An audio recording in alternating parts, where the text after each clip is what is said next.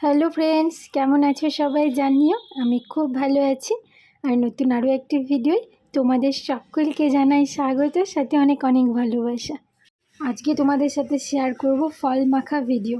ফল বলতে আমি নিয়ে চলে এসেছি বড় দেখে একটা পেয়ারা, বড় একটা পেয়ারায় 300 গ্রাম ওজন। আর সাথে নিয়েছি শসা, কমলা লেবু, আঙুর সবটা। তো আঙুর তো আর মাখবো না, কিন্তু শসা, পেয়ারা আর কমলা লেবুটা মাখবো, কারণ কমলা লেবুটা এত টক, এমনি সেটা আমি কোনো মতেই খেতে পারছি না।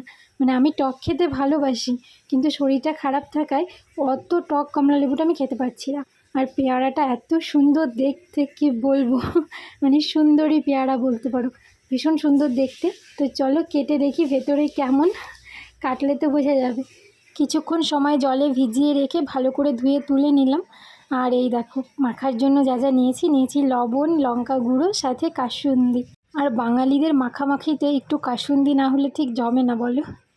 তো পেয়ারাগুলোকে কেটে নিয়েছি, সাথে কমলা লেবুটা ছাড়িয়ে নিয়েছি, আর শসাটাকেও কেটে নিয়েছি। দেখো শসাটা কিছুটা, মানে অর্ধেকটা শসা বীজ হয়নি, অর্ধেকটা শসা বড় বড় বীজ হয়ে গেছে। যাই হোক, কী করা যাবে, দোকান থেকে তো আর ওরকমভাবে বোঝা যায় না। অনেক বড় ছিল শসাটা, সেই জন্য ভাবছিলাম হয়তো ভেতরে বীজ হতেও পারে। তো এনে দেখছি সত্যি ভেতরে বীজ হয়ে গেছে। আর এই দেখো পেয়ারাটা কিন্তু ভীষণ সুন্দর, যেমন সবুজ তেমন সুন্দর। কাটতে কাটতে খেয়ে দেখছিলাম, ভীষণ মিষ্টিও খেতে। তো পেয়ারাটা পারফেক্ট, পেয়ারাটা নিয়ে কোনো সমস্যা নেই। যেটা হচ্ছে টক সেটা হলো কমলা লেবু, আর শসাটা একটু বীজ হয়ে গেছে। প্রথমেই লবণ আর লঙ্কা গুঁড়ো ভালো করে ছড়িয়ে মিশিয়ে দিলাম। এবার দিয়ে দিচ্ছি কাসুন্দি। আর কাসুন্দিটা এত ঘন আর এত সুন্দর, মানে ঝাঁজ, কি বলবো, দারুণ সুন্দর। তো এখন ভালো করে মেখে নিই। আর তোমরা কে কে খেতে পছন্দ করো পেয়ারা মাখা অবশ্যই জানিও। আমার কাছে মানে ওরকম মগ বা কিছু নেই, কারণ কিছুর মধ্যে করে ভালো করে মাখলে গুটিয়ে গুটিয়ে আরও খেতে ভালো লাগে। তো যাই হোক, আমি হাত দিয়ে ভালো করে মাখিয়ে নিচ্ছি, মানে সবগুলো মশলা যেন সুন্দরভাবে সব কিছু তো মিশে যায়।